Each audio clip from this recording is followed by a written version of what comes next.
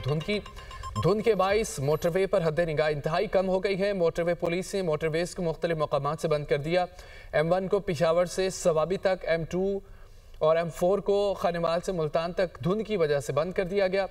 M5 को मुल्तान से रोहड़ी तक हर किस्म की ट्रैफिक के लिए बंद कर दिया गया। तर्जमान के मुताबिक मोटरवेज की बंदिश का मकसद आवाम की जानो माल का तहफ़्फ़ुज़ है। धुंध में लेन की खिलाफ वर्जी खतरनाक हादसात का बाइस बन सकती है। शहरी सफ़र के दौरान लेन डिसिप्लिन पर सख्ती से अमल करें और रात की बजाय दिन के औकात में सफ़र को तरजीह दें। वज़ीर-ए-आज़म शहबाज शरीफ का हरीपुर में दानिश स्कूल के क़याम, यूनिवर्सिटी में ख़वातीन के लिए अलहदा कैंपस और हरीपुर पुल की तामीर का ऐलान किया। बच्चों में लैपटॉप तकसीम किए। इजहार ख्याल के लिए स्टेज पर आने वाली होनहार तालिबा आबदीदा हो गई। वज़ीर-ए-आज़म ने सर पर दस्ते शफ़क़त रखा और कहा कि नौजवान कौम के मवाद और पाकिस्तान की तरक्की की ज़मानत है। यूनिवर्सिटी ऑफ हरीपुर में तालिबात में लैपटॉप तकसीम करने की तकरीब का इनेकाद किया गया। पुलिस के चाको चौबंद दस्ते ने होनहार तलबा को गार्ड ऑफ ऑनर पेश किया। तकरीब से खिताब करते हुए वज़ीर-ए-आज़म शहबाज शरीफ ने कहा कि नौजवान कौम के मेमार हैं और पाकिस्तान की तरक्की की ज़मानत है। मुल्क भर से होनहार तलबा को AI की तरबियत के लिए यूरोप भिजवाया जाएगा। वज़ीर-ए-आज़म शहबाज शरीफ ने इज़हार ख्याल के दौरान अल्लामा इकबाल का शेर भी पढ़ा। मोहब्बत मुझे उन जवानों से है सितारों पर जो डालते हैं कमंद। वज़ीर-ए-आज़म शहबाज शरीफ ने कहा कि पाकिस्तान की मईशत 2023 और 24 में हचकोले खा रही थी। मईशत में इस्तेहकाम आ चुका, अब तवज्जो नमू और तरक्की पर मरकूज है। तरक्की का सफर जादू टोने से नहीं होगा, हमें पाकिस्तान को ग्रोथ की तरफ ले जाना होगा। माजी के फैसलों से सीखकर मुस्तकबिल की तैयारी करना है। जो इस वक्त मईशत है वो मंझधार से निकल आई है, हचकोले खा रही थी। 2023-24 में डिफॉल्ट से पाकिस्तान बच गया। अब वो मैक्रो लेवल पर मुस्तहकम है, लेकिन अब उसमें ग्रोथ लेके आनी है। पाकिस्तान अक़वाम आलम में उसी मुकाम पर पहुंचेगा माशी तौर पर जिस तरह हम अस्करी तौर पर पहुंचे हैं। मोदी सरकार के लिए पाकिस्तान का दिया हुआ सबक भूलना नामुमकिन है। अल्लाह ने पाकिस्तानी कौम को अजीम फतह से नवाजा। अफवाज पाकिस्तान की बहादुरी और फतह को तारीख हमेशा याद रखेगी। वज़ीर-ए-आज़म की मुक्के से माइक बंद होने पर माजरत, कहा यह वही मुक्का था जिससे नरेंद्र मोदी को सबक सिखाया गया था। भारत के खिलाफ जंग में कामयाबी मेरी नहीं, पाकिस्तान की फतह थी। आलमी सतह पर पाकिस्तान की इज्जत और तकरीम में इजाफा हुआ। माफी चाहता हूँ, मेरे मुक्के से वो माइक बंद हो गया।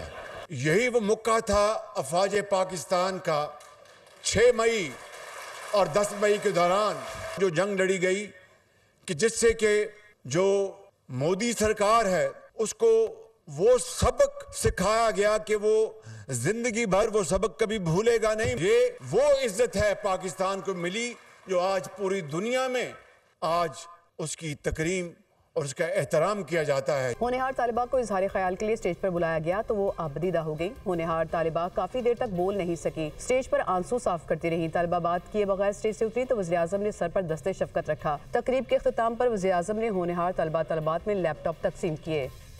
नाज़रीन, बिहार के वज़ीर आला नीतीश कुमार की हरासानी के बाद मुस्लिम खातून डॉक्टर का मुलाजमत ज्वाइन करने से इनकार। भारतीय मीडिया के मुताबिक नकाब खींचने के वाक़े पर मुतासरा डॉक्टर शदीद ज़हनी दबाव का शिकार हो गई। खातून डॉक्टर ने भाई ने सरकारी मुलाजमत न ज्वाइन करने के फैसले की तस्दीक कर दी है। कहा, डॉक्टर परवीन ने तकर्री का लेटर मिलने के बावजूद नौकरी पर हाजिर होने से माजरत कर ली है। वाक़े की वीडियो सोशल मीडिया पर वायरल होने से डॉक्टर परवीन नफसियाती दबाव का शिकार है। तकरीब में वज़ीर आला बिहार की हरकत पर शदीद अवामी और सियासी रद्दअमल सामने आया। नकाब वाक़े को सियासी रहनुमाओं और इंसानी हकूक़ तंजीमों ने शर्मनाक करार दिया। बांग्लादेश में तालिब इल्म रहनुमा उस्मान हादी पर कातिलाना हमले के खिलाफ एहतजाज किया गया। तलबा ने भारतीय हाई कमीशन की जानिब एहतजाजी मार्च किया। बरतानवी खबर एजेंसी के मुताबिक मुजाहिरीन ने भारतीय हाई कमीशन के बाहर लगाई रुकावटों को तोड़ दिया है। मुजाहिरीन भारतीय हुकूमत से हसीना वाजिद की फौरी हवालगी का मुतालबा भी करते रहे। उस्मान हादी पर जुमे के रोज़ नकाबपोश अफराद ने फायरिंग की थी। उस्मान हादी की तबीयत बेहतर ना होने पर इलाज के लिए सिंगापुर मुंतकिल कर दिया गया। यूक्रेनी सदर ज़ेलेंस्की का कहना है कि यूरोपीय ममालिक को रूस को रोकने के लिए सियासी और माली फैसले करने चाहिए। अमेरिका कहता है कि रूस जंग खत्म करना चाहता है, लेकिन मास्को संजीदा नजर नहीं आता। हमें अपने इत्तेहादियों पर भरोसा है, वह रूस के खिलाफ ज़रूर खड़े होंगे। रूस जंग ख़त्म करने की सिफारिश की कोशिशों को नुकसान पहुंचाएगा। सदर ज़ेलेंस्की ने मज़ीद ये कहा, लगता है कि मास्को 2026 में भी ये जंग जारी रखेगा। रूस को जंग जारी रखने का फ़ायदा नहीं, हमारे पास दिफा के लिए पैसा है। ईरानी वज़ीर ख़ारिजा अब्बास अराग़ची कहते हैं कि ईरान किसी से जंग नहीं चाहता, लेकिन मुमकिन सूरत-ए-हाल के लिए तैयार है। सहूनी हुकूमत और अमेरिका की धमकियां नफसियाती जंग का हिस्सा हैं। ईरान का जोहरी प्रोग्राम फौजी हमलों से ख़त्म नहीं किया जा सकता। साइंसदानों के कत्ल और हमले भी ईरानी कौम का अज़म नहीं तोड़ सके।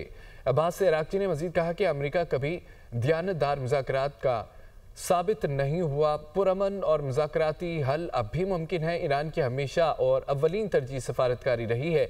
मुज़ाकरात में ईरानी कौम के जायज़ हकूक़ का एहतराम किया जाना चाहिए। रूसी सदर पुतिन की यूरोपीय रहनुमाओं पर कड़ी तनकीद। रूसी जर्नलों की तकरीब से खिताब में कहा कि यूरोपीय रहनुमा माजी का बदला लेने के लिए रूस की तबाही चाहते हैं। रूस के खिलाफ तबाहकुन मंसूबे नाकाम हो चुके हैं। सबकी तवक्को के बरखिलाफ रूस टुकड़े टुकड़े नहीं हुआ। मुखालिफ फरीक मुजवज़ा अमरीकी अमन मंसूबे पर संजीदा हूँ। रूस अपनी तारीखी सरजमीन की आज़ादी ताकत से हासिल करेगा। अमरीकी सेनेट ने $901 अरब का दिफाई अखराजात का पॉलिसी बिल मंजूर कर लिया है। बिल दस्तखत के लिए सदर ट्रंप को भेज दिया गया। सेनेट में बिल की हिमायत में 77 और मुखालफत में 20 वोट कास्ट हुए। बिल में फौजी एहलकारों की तनख्वाह में 4% इजाफा। यूक्रेन के लिए अगले 2 बरसों में $40 करोड़ की इमदाद भी बिल में शामिल। अमरीकी दिफाई बजट में इसराइल के दिफाई प्रोग्राम्स के लिए फंड्स भी रखे गए हैं। चीन अमरीकी सदर के बयान पर वेनेजुएला की हिमायत के सामने आ गया। चीनी वज़ीर ख़ारजा की तमाम एक तरफा धूंस अमेज़ रवैयों की मुखालफत। कहा, तमाम मुल्कों की खुद मुख्तारी के दिफा की हिमायत करते हैं। दुनिया वेनेजुएला के जायज़ हकूक़ और मफादात के दिफा की हिमायत करे। सदर ट्रंप ने वेनेजुएला हुकूमत को गैर मुल्की दहशतगर्द तंजीम करार दिया था। अमरीकी वज़ीर ख़ारजा मार्को रूबियो से कतरी मनसब की मुलाकात हुई। दोनों मुल्कों के दरमियान स्ट्रेटेजिक शराकतदारी पर बातचीत हुई। अमरीकी मीडिया के मुताबिक मुलाकात अमरीका कतर स्ट्रेटेजिक डायलॉग के 7वें मरहले के आगाज़ के मौके पर हुई है। मुश्तरका मुआशी और सिक्योरिटी अहदाफ पर ताउन को मज़ीद गहरा करने पर तबादला ख्याल किया गया। अमरीकी महकमा ख़ारजा ने कहा है कि रूबियो ने मशरक़ वस्ता अफ्रीका के उमूर में हिमायत पर शुक्रिया अदा किया। ऑस्ट्रेलिया में सिडनी के बुंडाई बीच पर हमले में मुलव्विस भारतीय निजात दहशतगर्द साजिद अकरम और उसके बेटे का पासपोर्ट मंजर आम पर आ गया। भारतीय एम्बेसी ने हमलावर साजिद अकरम को 2022 में 10 साल के लिए पासपोर्ट जारी किया। द गार्डियन के मुताबिक ऑस्ट्रेलिया ने 2020 में भारतीय खुफिया एजेंसी रॉ के 2 एहलकारों को मुल्क बदर किया था। भारतीय निजात दहशतगर्द साजिद अकरम और उसके बेटे नवीद अकरम का पासपोर्ट मंजरेआम पर आ गया। भारतीय एम्बेसी ने सिडनी हमले में मुलव्विस भारतीय निजात दहशतगर्द साजिद अकरम को 24 फरवरी 2022 को 10 बरस के लिए पासपोर्ट जारी किया। भारतीय एम्बेसी को पहले दिन से हमलावर की भारतीय शहरियत का इल्म था। भारतीय हुकाम ने जानबूझकर हकीकत छुपाई और अपने मीडिया को पाकिस्तान पर इल्जाम तराशी के लिए वक्त दिया। सिडनी हमले के फौरी बाद भारतीय मीडिया की जानिब से गुमराहकुन प्रोपेगेंडा करके हमलावर को पाकिस्तानी करार देने की कोशिश की गई। भारतीय मीडिया की ये गुमराहकुन मज़मूम कोशिश पाकिस्तान को आलमी सतह पर बदनाम करने के लिए थी। गैर मुल्की जरीदे द गार्डियन के मुताबिक ऑस्ट्रेलिया ने 2020 में भारतीय खुफिया एजेंसी रॉ के 2 एहलकारों को मुल्क बदर कर दिया था। ये इकदाम ऐसे नेटवर्क के खिलाफ किया गया था जिसे ऑस्ट्रेलियाई खुफिया इदारे ने जासूसों का गठजोड़ करार दिया था। माहिरीन के मुताबिक सिडनी हमले में मुलव्विस दोनों दहशतगर्द भारत की खुफिया एजेंसी रॉ से मुंसलिक हो सकते हैं। सिडनी हमले में मुलव्विस भारतीय निजात दहशतगर्द साजिद अकरम ने भारतीय पासपोर्ट पर फिलिपाइन का सफर भी किया था। दोनों हमलावर बाप बेटा 1 नवंबर 2025 को फिलिपाइन पहुंचे और 28